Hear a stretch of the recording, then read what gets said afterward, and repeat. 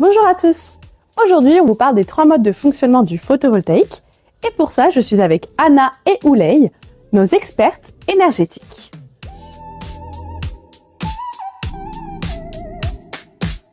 Salut tout le monde, alors aujourd'hui on va faire une comparaison des 3 modes de fonctionnement du photovoltaïque.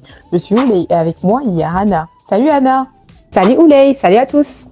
Alors je vais commencer par l'autoconsommation totale. Qu'est-ce que l'autoconsommation totale? C'est un mode de fonctionnement qui vous permet d'utiliser directement l'énergie produite par vos panneaux solaires pour alimenter votre maison. L'autoconsommation sans injection permet d'utiliser toute sa production photovoltaïque sans réinjecter le surplus sur le réseau électrique et donc sans revendre l'excédent de sa production à EDF Obligation d'achat. Il est important de savoir que pour optimiser votre autoconsommation totale, il est recommandé d'utiliser une solution de stockage du surplus d'électricité avec une batterie solaire et le bridage de l'ondulaire. Exactement. En fait, c'est simple. Vous produisez votre propre électricité et vous l'utilisez immédiatement pour faire fonctionner vos appareils. Alors, l'avantage principal de l'autoconsommation totale, c'est que vous réduisez vos factures d'électricité. Donc, plus vous consommez ce que vous produisez, moins vous achetez de l'électricité à votre fournisseur. Mais attention, il faut savoir que votre production peut varier en fonction de la météo et des saisons. Pour cela, un prédimensionnement de votre centrale est important pour pouvoir maximiser vos taux d'autoconsommation et baisser votre dépendance au réseau électrique et par conséquent vos économies. Sinon, il existe aussi l'autoconsommation avec vente de surplus. Vous consommez une partie de l'énergie produite et revendez le surplus à EDF Obligation d'achat. C'est un bon compromis pour vous. Exactement. On en reparlera un peu plus tard. Passons à la revente totale. La revente totale, c'est simple. Toute l'énergie produite par vos panneaux solaires est vendue à EDF Obligation d'achat. Vous ne consommez pas directement cette énergie chez vous. Alors, en optant pour ce mode, vous signez un contrat avec EDF Obligation d'achat qui achète votre production à un tarif fixé sur une durée déterminée, 20 ans pour le photovoltaïque. Donc, c'est une façon de garantir des revenus stables sur le long terme. L'avantage principal, c'est la simplicité de gestion. Pas besoin de se préoccuper de l'équilibre entre production et consommation.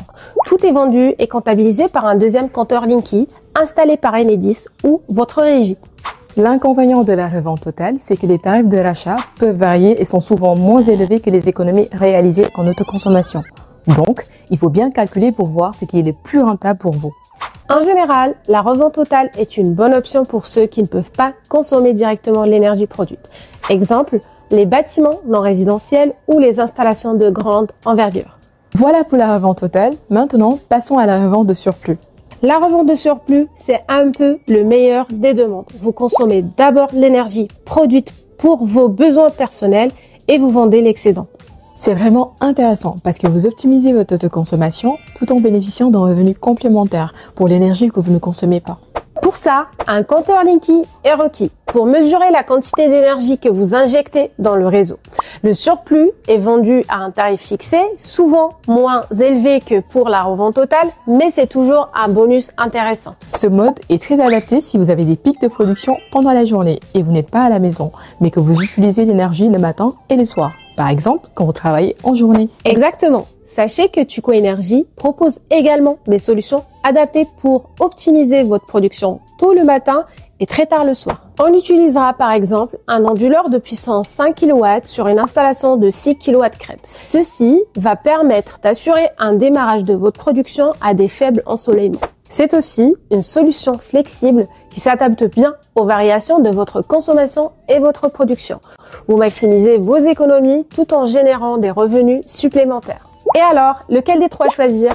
Les avantages de l'autoconsommation totale sont la réduction des factures d'électricité et l'indépendance énergétique. Quant aux inconvénients, on note la dépendance à la météo et le besoin de batterie pour optimiser le rendement. La revente totale est simple de gestion et garantit des revenus stables pendant 20 ans. Mais vous ne réalisez pas d'économie directe sur les factures et le tarif de rachat est souvent moins élevé.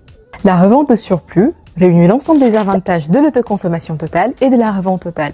Au niveau des inconvénients, ça nécessite un peu plus de flexibilité pour bien gérer l'équilibre entre la production et la consommation. Notre recommandation, si vous cherchez à maximiser vos économies tout en profitant de revenus complémentaires, la revente de surplus est souvent le meilleur choix.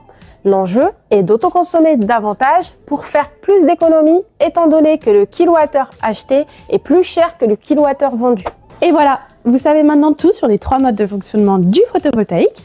L'autoconsommation avec revente de surplus reste le mode de fonctionnement le plus avantageux pour la plupart des gens, mais chaque situation est unique. Alors, on vous recommande vivement de prendre rendez-vous avec un de nos experts énergétiques, pourquoi pas Oulay et Anna, en prenant rendez-vous directement sur notre site internet tucoenergie.fr.